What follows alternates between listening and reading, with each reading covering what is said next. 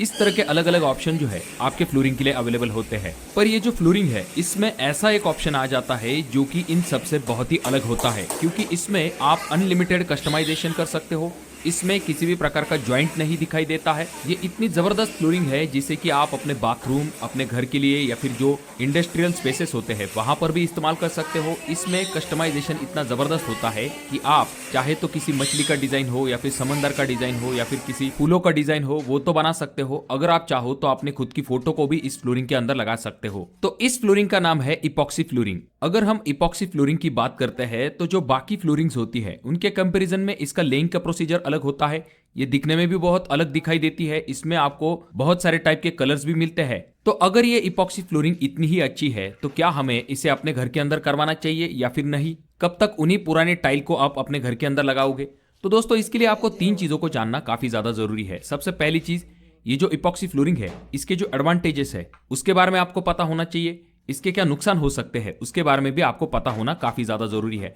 और सबसे इंपॉर्टेंट चीज जिसके ऊपर हम कभी भी डिसीजन लेते हैं कि हमें इस ऑप्शन के ऊपर जाना चाहिए या फिर नहीं, वो चीज है कॉस्ट। जी हाँ दोस्तों, हम ये भी जानेंगे कि इस इपॉक्सी फ्लोरिंग को करवाने के लिए हमें कितना खर्च आ सकता है। तो दोस्तों सबसे पहले हम ये जानते हैं कि आखिर ये इपॉक्सी फ्लोरिंग क्या होती है। तो ये जो इपॉक्सी फ्लोरिंग होती है ये हाईली ड्यूरेबल और कस्टमाइजेबल फ्लोरिंग सॉल्यूशन होती है जो कि मेन 2 कंपोनेंट पार्ट से मिलकर बनती है, जिनमें से पहला कंपोनेंट है इपॉक्सी रेजिन और दूसरा कंपोनेंट है हार्डनर। ये जो इपॉक्सी रेजिन होती है ये किसी बाइंडर के तरह काम करती है, वहीं पर ये जो हार्डनर होता है ये इस फ्लोरिंग को स्ट्रेंथ और स्टेबिलिटी देने का काम करता है। इन दोनों को जब मिक्स किया जाता है उसके बाद एक केमिकल रिएक्शन होती है जिसकी वजह से आपको एक रिजिड और ड्यूरेबल सरफेस मिलता है। अब ये जो इपॉक्सी फ्लोरिंग है इसे बनाने के लिए और भी मटेरियल की जरूरत पड़ती है, जैसे कि प्राइमर, जिसे बेस कोट की तरह इस्तेमाल किया जाता है जिससे कि और भी ज्यादा एडिशन इपॉक्सी फ्लोरिंग को मिल पाता है। उसके बाद में एग्रीगेट का भी इस्तेमाल किया जाता है जैसे कि क्वार्ट्ज या फिर सिलिका, और साथ में सीलेंट का भी इस्तेमाल किया जाता है जो कि आपके फ्लोरिंग को एक ग्लॉसी फिनिश और एक ड्यूरेबल फिनिश देने का काम करता है। अब ये जो इपॉक्सी फ्लोरिंग है इसके बहुत सारे टाइप्स मार्केट में अवेलेबल है, जैसे कि सेल्फ लेवलिंग इपॉक्सी जो कि बहुत ही स्मूथ और सीमलेस सरफेस आपको प्रोवाइड करती है, जो कि ज्यादातर कमर्शियल स्पेसेस और फंक्शनल पर्पज के हिसाब से बनाई जाती है। उसके बाद में आती है इपॉक्सी मोर्टार फ्लोरिंग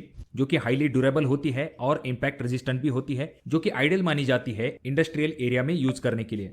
उसके बाद में तीसरा टाइप है जो कि है क्वार्ट्ज फील्ड इपॉक्सी, जिसमें कि कलर क्वार्ट्ज ग्रेन का इस्तेमाल किया जाता है। ये भी अच्छी ड्यूरेबल होती है और स्लीप रेजिस्टेंट होती है। उसके बाद में आती है ग्रेवल इपॉक्सी जिसमें आपको ग्रेवल की तरह टेक्सचर मिलते हैं। उसके बाद में 5वां टाइप आता है जो कि है इपॉक्सी टेराजो जो कि आपको स्टाइलिश और ड्यूरेबल लुक देने का काम करती है। उसके बाद में आती है एंटी स्टैटिक इपॉक्सी, और सबसे आखिर में आती है इपॉक्सी फ्लेक फ्लोरिंग जो कि अक्सर ही आपको गैरेजेस या फिर शोरूम जैसी जगह पर दिखाई देती है। अब बात करते हैं कि ये जो इपॉक्सी फ्लोरिंग है इसकी लाइफ कितनी होती है। अगर आप सही तरीके से इस इपॉक्सी फ्लोरिंग को करते हो तो इसकी लाइफ अच्छी होती है।